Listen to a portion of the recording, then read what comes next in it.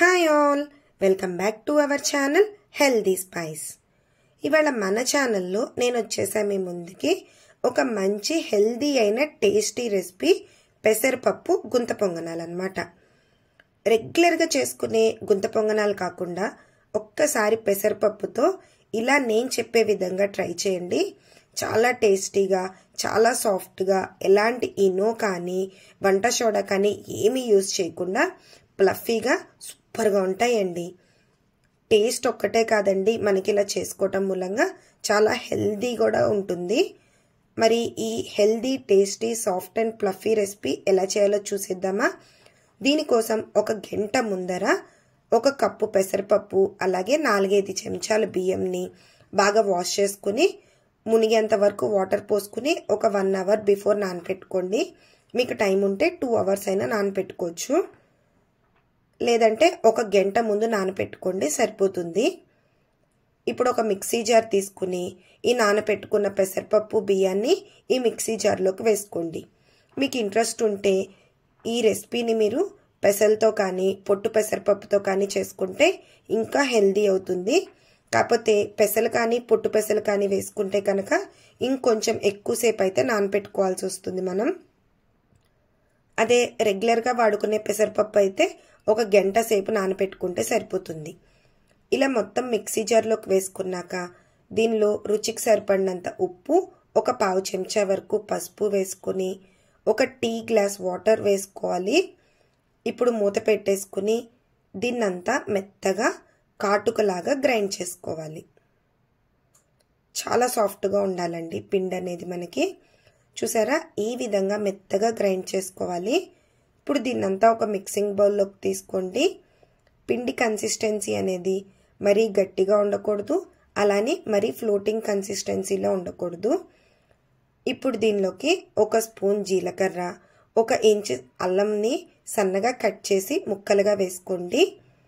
మీకు కావాలనుకుంటే అల్లం పచ్చిమిర్చిని మనం ఇందాక పెసరపప్పు గ్రైండ్ చేసుకున్నప్పుడు అప్పుడు కూడా వేసుకోవచ్చు, కానీ ఇలా వేసుకుంటే మధ్య మధ్యలో మనకి క్రంచీగా తగులుతూ ఉంటాయి. ఇప్పుడు ఒక మీడియం సైజ్ ఆనియన్ని సన్నగా ముక్కలుగా కట్ చేసి వేసుకోండి.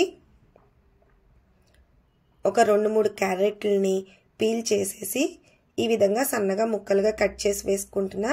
మీకు ఇష్టమైతే క్యారెట్ తురుము కూడా వేసుకోవచ్చు, లేదంటే ఇలా కూడా వేసుకోవచ్చు. ఇంకా మీకు ఇష్టమైన వెజిటబుల్స్ ఏమన్నా ఉంటే క్యాప్సికమ్ కానీ, బీన్స్ కానీ, స్వీట్ కార్న్ కానీ ఇట్లా ఏమన్నా దీనిలోకి వేసుకోవచ్చు. మీకు ఇంకా ఇంట్రెస్ట్ ఉంటే హెల్దీగా చేసుకోవాలనుకుంటే ఆకుకూరలు, తోటకూర కానీ, పాలకూర కానీ, బచ్చల కూర కానీ ఇట్లా ఏవైనా యాడ్ చేసుకోవచ్చండి. ఇప్పుడు సన్నగా కట్ చేసుకున్న కొత్తిమీర కూడా వేసేసుకుని మొత్తం బాగా మిక్స్ చేసుకోవాలి.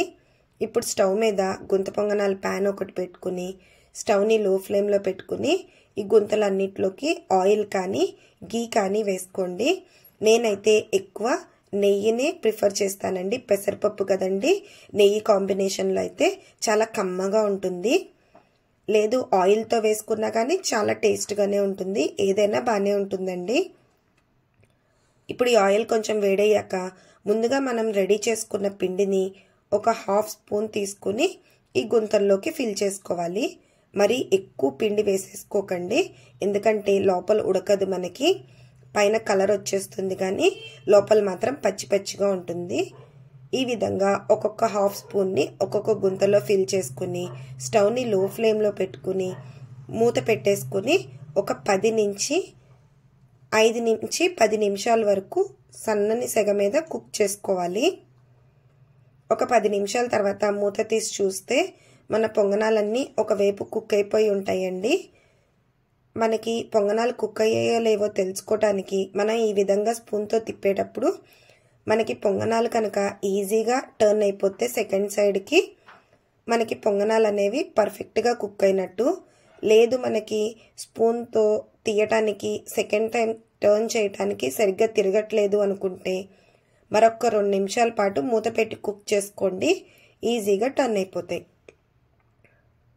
ఈ విధంగా మొత్తం పొంగనాలన్నీ సెకండ్ సైడ్ టర్న్ చేసుకున్నాక అవసరమైతే ఇంకొక స్పూన్ ఆయిల్ వేసుకుని ఒక 2 నిమిషాల పాటు మూత పెట్టకుండా సెకండ్ సైడ్ కూడా కుక్ చేసుకోండి.